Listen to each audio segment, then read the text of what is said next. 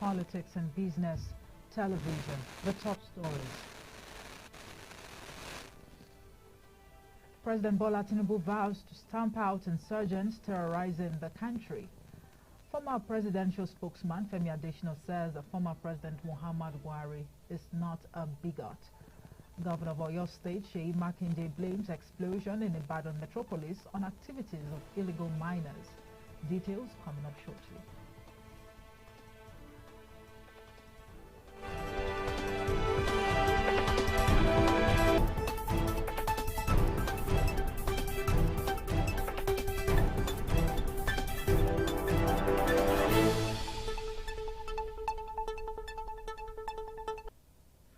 Welcome back. I am Omohefe Peace Osemere. Worried by the renewed onslaught by insurgents in the country, President Bola Tinubu has vowed not to rest until all Boko Haram terrorists, Ansaru militants, bandits and kidnapping gangs were stamped out. The president's vow is coming on the heels of renewed terrorist attacks, banditry and kidnapping in different parts of the country and the Federal Capital Territory, FCT, Abuja. It was gathered that the president had a meeting with service chiefs at the presidential villa Abuja yesterday. The meeting, which was led by the Chief of Defense Staff, General Christopher Musa, also had in attendance the Chief of Army Staff, Lieutenant General Taurid Lagbaja, Chief of Naval Staff, Vice Admiral Emmanuel Ogala, Chief of Air Staff, Air Marshal Hassan Abubakar, and Inspector General of Police Kayode Egbetokun. Heads of other security agencies were also at the meeting. The agenda of the meeting was not revealed, but according to media reports, it was in connection with the president's concern over the growing cases of banditry and kidnapping in the nation's capital and other parts of the country. In a related development, Minister of the Federal Capital Territory, Nyesom Wike, has of course summoned an emergency security council meeting where he read the riot act to area council chairman. This is also in view of the spate of attacks in the FCT, which assured Abuja residents that the government was not sleeping and that help was on the way. Meanwhile, members of the Middle Belt Youth Forum have disclosed plans to protest the rising cases of kidnapping in the region and the insecurity that has ravaged parts of the country today. But this is against the backdrop of the arrest of 10 suspected bandits by the military. A report quoted the president of the forum, Brent Kane, as saying that the protesters would march peacefully to the Attorney General of the Federation's office to demand the declaration of the kidnappers and bandits as terrorists and an end to the killings and abductions across the country. Now let's talk other matters where the former presidential spokesman Femi Adesina has said former President Muhammadu Buhari is neither a bigot nor nepotist, adding that those who labeled him as such do not know him. Adesina's comment comes after the launch of the book Working with Buhari, Reflections of a Special Advisor, Media and Publicity 2015 to 2023, an event which was graced by his principal Muhammadu Buhari, President Bola Tinubu, ex-head of state Yakubu Gowon and many other dignitaries. Adesina described Buhari as the patriot, somebody who loves Nigeria dearly and fair-minded man. Femi Adesina also dismissed claims that the Aso Villa in Abuja is a haunted place. According to him, he enjoyed his 8 years living in the villa. Adesina's comments are in reaction to claims made by his predecessor Reuben Abati in 2016 where he alleged that the house given to him in the villa was haunted. You're watching news analysis live on Politics and Business TV. Still to come, Economic and Financial Crimes Commission grills Accountant General of the Federation, Oluwatoyin Maiden, over alleged link to corruption scandal involving the suspended Minister of Humanitarian Affairs, Dr. Betta Edu. Details of this and more after the break. Do join us again.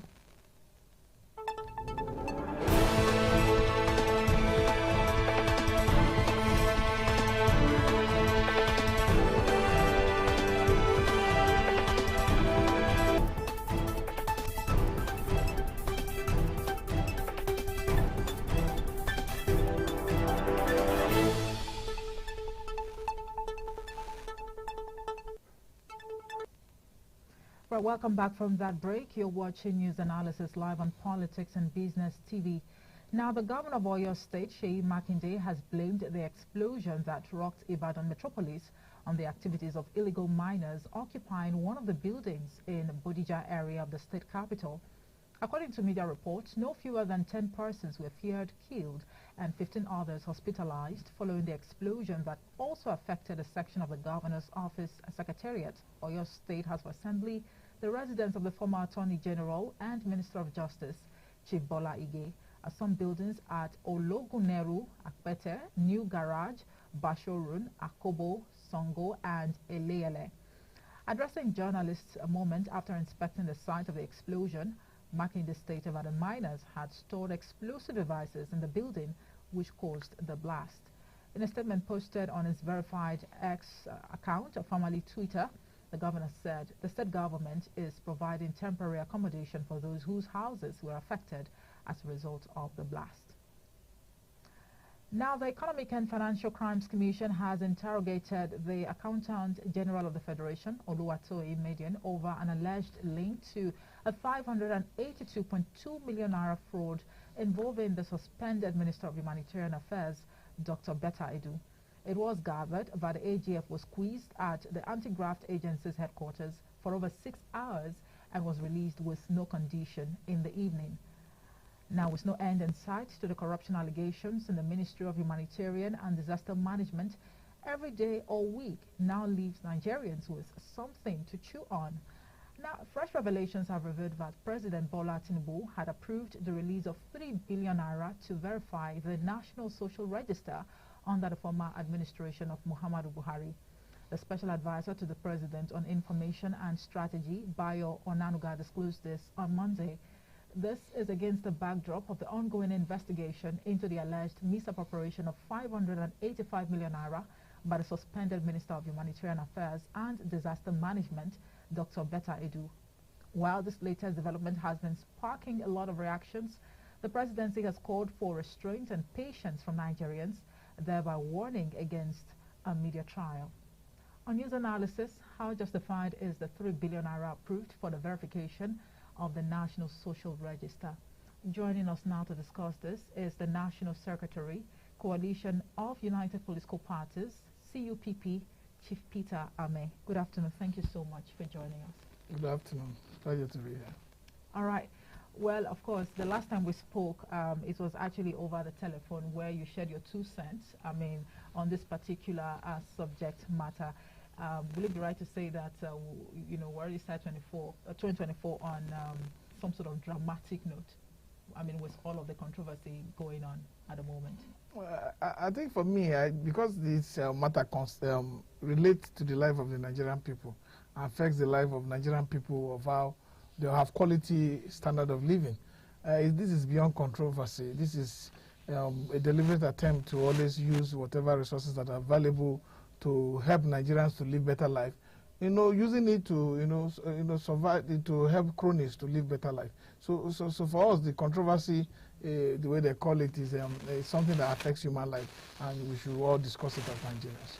All right. Now, of course, we know that it's now beginning to look like a situation whereby every day or every week, brings about new revelations. Yeah.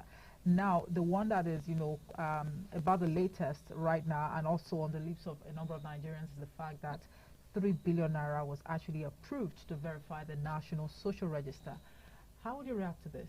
It is appalling. It is how they call it, lack of fiscal responsibility. It is very disheartening and disappointing that a government elected or a government in office that is supposed to work for the betterment of the lives of our people will use 3 billion naira to verify just a list. What list are you verifying?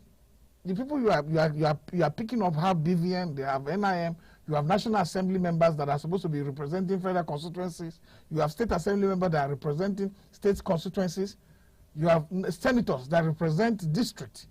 Why not have a meeting with them and let them develop a database for you? If you can't do that, why not work? That's why you found out when Tinubu was sworn in, the governors rejected the register being used by the previous government. That the register cannot be how they call it. People can't trust it, and people they can't rely on it, and that is the reason that they're not okay. Let's just do a more standardized register. But approving 3 billion, what technology are they intending to use? that they now shared. I saw the breakdown of how that money was spent, 200 something million to another company, 300 million to one company. What are the companies, what are they supposed to do? Are you now taking the people you are giving 25,000 to, that you are going to give 10,000 to, are the people you want to verify with 3 billion? People who, you've not gone to rural area communities in our country. The rural communities of our countries, when you go there, you know that what we see in the urban area gives us so much comfort and makes us believe that everybody is living a comfortable life because we are in the urban cities. If you go to rural communities and go around, probably to canvass for vote or to speak to our people, you will know that the level of manipulation and mismanagement of our common resources are led to the pain and the poverty and the penury our communities are serving. So if you put a 3 billion naira in a project or a scheme, or you even put it in the development of a skill acquisition center, will be more beneficial to our people than for cronies to now become the highest beneficiary of the resources that is collectively and jointly owned by us. All right, Chief Ame, I mean, we understand that investigation is, still ongoing, and now the presidency has actually called on Nigerians to be patient, with the whole process. However, your concerns as to, how outrageous this amount of money is not far-fetched from, previous happenings in the country, as to how money has been mismanaged, laundered, if at all, and the likes. But do you not think that the president, first of all, should be given a pat on the back, first of all, by suspending, Better I Do, who was, of course, the minister, the honorable minister of the Ministry of Humanitarian and Disaster Management, and the fact that he has already, ordered that a committee be set up to look carefully into this development. It is the president that approved the 3 billion. Nigerians, we like to look at, we get easily satisfied. The Nigerian citizens are those citizens, after living a life of docility for a very long time, they see a small thing, maybe they see a NEPA flashlight, they say, no, you be thank NEPA for bringing light.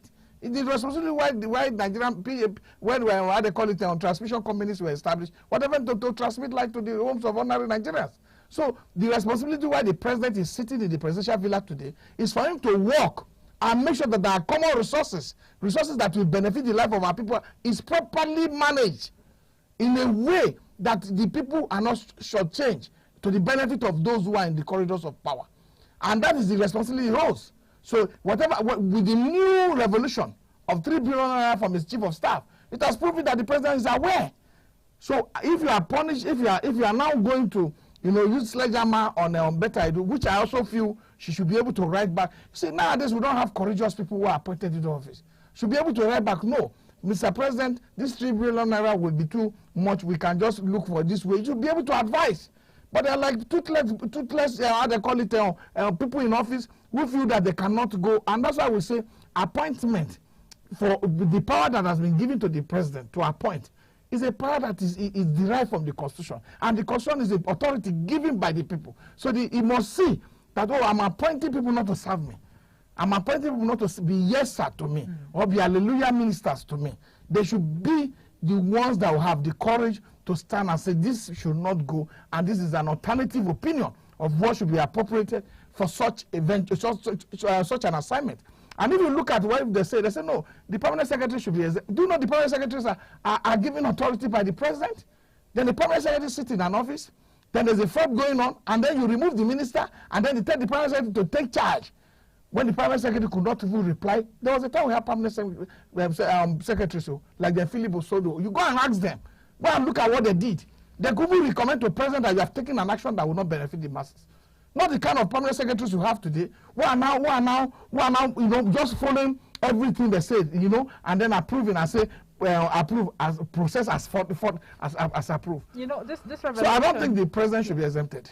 The president should be exempted. No, the president the president is accessible to Nigerians. Is he more than the man who a civil servant who works in the Ministry of Foreign Affairs? Well, of course, he was elected. I mean, the people actually voted him, into that position, and now he is the president and commander-in-chief. But with this revelation and, of course, the public outcry with regards to how much we are looking at here, do you not think perhaps these are just, part of efforts to critically look into, harmonizing data in the country? Because over the years, there's been this public outcry as to what exactly is the problem. How many are we in the country, first of all? So when you say you want to give a particular amount of money to vulnerable households, and you peg the figure at 11 million or whatever, how did you arrive at that figure? Do you not think although the money may be outrageous to you, but do you not think that all of this is targeted, or directed at constructively, making sure that we don't have the same issues over and over again? The lack of data is a major problem for this criminality that is ongoing. And the people in government are deliberately making sure that Nigeria does not have a reliable data, to work with from government to government. How do you mean? Because the more confused the system is, the more national identification management is running to Yanya, the more how they call it ID card, driver's license is running to how they call it Google in my town. That is the more confusion you get, and it betters their life if the system is in confusion. Because they know that the harmonization of this data and the standardization of the data will make sure that if a government comes, government goes. It's like Barack. You know that you are going to work on this, use this data. Countries like America, countries like even South Africa has reliable data. They can even tell you these are the people that are in poor area. These are the salary, the amount. Today, if the president wants those who have no less than 1,000 in their bank account, in the whole account in Nigeria, the banks will provide. So the president, they know the details of what is. All they need to do is to be patient and have the interest of Nigeria at heart. And people talk about president, elected. The president is not different from any Nigerian on the street. He agreed to serve. He's agreed to work. Just is not different from the man who have decided to work in Federal Ministry of Productivity and Ministry of Labor, who says he wants to serve Nigeria. So even giving the president police and not giving all those protection are not given to the man who is also a staff in the Ministry of Labor. Is even how they call it this in the Constitution. So, but for us to say it clear, if we want to have reliable data, we should do our census. We carry out the census, know how many we are in this country, know where we are from, know how many is domiciled in each of the region. Come up with data. How many of those people are domiciled, are living in rural communities that cannot access pipe-borne water? I'm talking of pipe-borne water. Nigeria does not provide pipe-borne water. It's borehole now. No state government talk about pipe-borne water. No federal government talk about pipe-borne water. I saw that when I early came to Abuja and Lagos. So there's no discussion on that. I made a mistake and I'm taking my word back. So what we are saying in the real sense is that there are communities that you can go to and see how impoverished our people have become because of bad state government and bad federal government. And because we now have a legislature that are like, rubber stamp. They are supposed to be the buffer zone to stop all this unnecessary spending. Isn't it too early? When you say rubber stamp, are you also, referring to the present? It's a present continuous tense. You understand? But isn't it too early? When you want to know how something will go, is how you wake up in the morning. You know whether you're strong to go to work, whether you are going to sleep, whether you need malaria tablet, or whether you should do exercise because of the too many energy in your system. So for me, I think as they are waking up, the day they were sworn in, the day they were made to take the oath of office to make laws for the good governance and development of our country, that is the day the responsibility starts to save Nigeria and serve Nigeria. Let's focus on the Minister of Interior, Lubumi Tunji-Ojo, who is apparently under the radar as well. I recall earlier that your group, that is the CPP, you had actually called, for his resignation, all because of this, Humanitarian Ministry scandal and all of that. The minister had said last year that the federal government, would invest in the harmonization of the country's data through the National Identity Management Commission. You also apparently do not believe in that project. Do you? No, I believe in project. I don't want to praising people and then they come out to do something that is wrong. If you believe you want to do something for good of Nigeria, we don't need to be doing PowerPoint presentation here and there where people get carried away. Just put the data out, get the thing running, and within 6 months you have a result for it. Then we can now praise your result. I don't want to start praising statements because Nigerians are good at making propositions and proposals that will not see the light of day. That are unrealistic. So that are unrealistic. For the minister, we have said it very clearly that better should not be a scapegoat. If you are treating, you must treat the issue holistically and treat whoever is involved in this misappropriation, with this mismanagement, in this bogus approval to verify a list. Everybody must be brought on the table. See, people talk about ICPC, they talk about CPC. They are not as strong as Code of Conduct Bureau. If we have an effective system that works, code of conduct is to make sure that you act in line with the oath of office that you have taken. That is where the ICPC Act come. Go and read the ICPC Act. It said you will not do anything while in office to favor your family, your friend, or your this thing, or to manipulate the process that will favor your relative. That is, the ICPC has said that clearly. All right. While you are saying that Better Edu shouldn't just be a scapegoat, others involved should also, be, made public, and they should also be made to face the wrath of the law. I think one would say that the president is, he has no reservations in that regard. I mean, whoever is found wanting, is definitely going to be dealt with. I mean, from his body language, and for one who actually says that he's going to focus on fighting corruption. But now, let's talk about, the appointment of these ministers. Would you want to, or would it be intelligent to say that due diligence was not carried out, in the process of verifying and doing thorough background search before these people were appointed as ministers?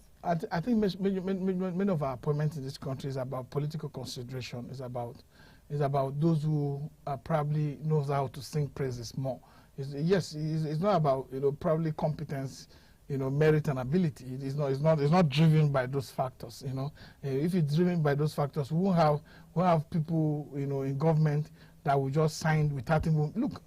Go to countries where people have courage to answer questions. A president can send memo and they will advise and say, President, this is not good. This is what I think we should do. But no, as soon as the president send any memo to any minister or any person, they will approve it. They don't, even when they know it's wrong. So that's the level we are, and that's that we can progress. And you understand? If a governor sends a memo to a commissioner is supposed to say, oh, this is my opinion on this subject matter. Can we review this so I can? He's afraid of losing his job. So because there's no protection, and that protection is to come from the National Assembly, and it is the prerogative right of the president to appoint whoever he wants.